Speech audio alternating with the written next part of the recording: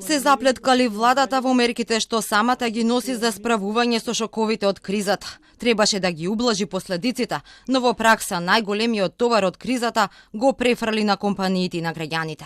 Па сега цехот од мерките кои требаше да ги амортизираат повисоките цени на енергенсите и храната од руската инвазија на Украина, го плаќаат бизнисот преку ограничената или анулирана заработувачка, како и граѓаните за кои практично се поскапе.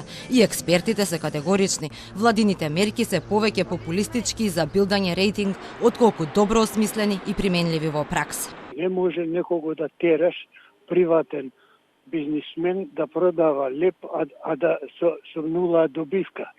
Jer тоа значи исто го напишав како господата министри да работат бидејќи е криза без плата.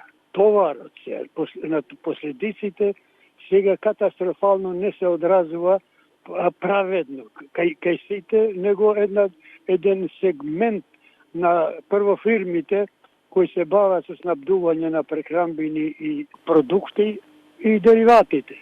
Надлежните во изјавите се заплеткува, па како растеше паниката и кризата, едно кажува, па се повлекува.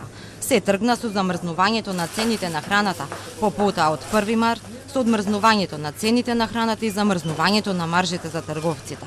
И погрешните анализи, кои за владините представници покажала дека цените на храната нема да растат, туку ќе се намалуваат. Ние очекуваме за производите кои ги наведов, 13 се производи, а финални производи негде се 10 производи, да има намалување, во случај да нема, сега ќе се заседат контролите. Но праксата покажа повисоки цени токму на таргетираните производи, но и празни рафтови по продавниците. Рекордно високи цени на горивата и колони возила на бензинските.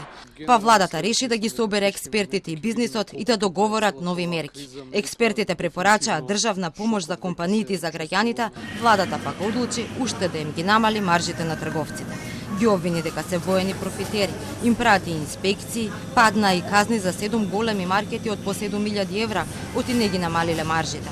Но вчера пак инспекторите прстот го вперија кај производителите.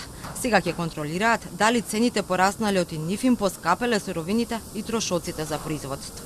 Ние сега нашите инспекцијски надзори покрај трговците ќе ги насочиме и кон производителите да утврдиме на каков начин тие ја формираат цената.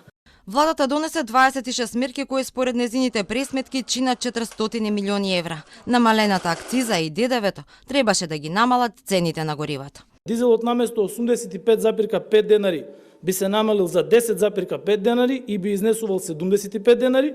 Бензин наместо 91,5 денари би се намалил околу 11,5 денари и би изнесувал 80 денари. Но додека собранието ги донесе измените, берзите и регулаторна ги дигнаа цените на горивата. Регулаторна и дополнително одлучи да им ги намали и маржите на трговците со нафта дури за 33%. Вете ќе ги врати кога собранието ќе ги усвои измените, но и тоа досега не се случи. А со изјавите ретерираше и првиот финансиер Бесими. Само пред 2 недели тврдеше дека буџетот е стабилен, има пари за справување со кризата и нема потреба од ребаланс. За сега да кажа, се прават пресметки, ребаланс ки има. И откако функционерите воопшто не разговарале, а јавноста ги повика да покажат солидарност која ја бараат од бизнисот и од граѓаните, да си ги намалат платите, да се откажат од службените возила и други трошоци, Бесими сега вели одлука за штедење ки има. И тоа не само за министрите, туку ќе треба да ја применуваат и градоначалниците и директорите.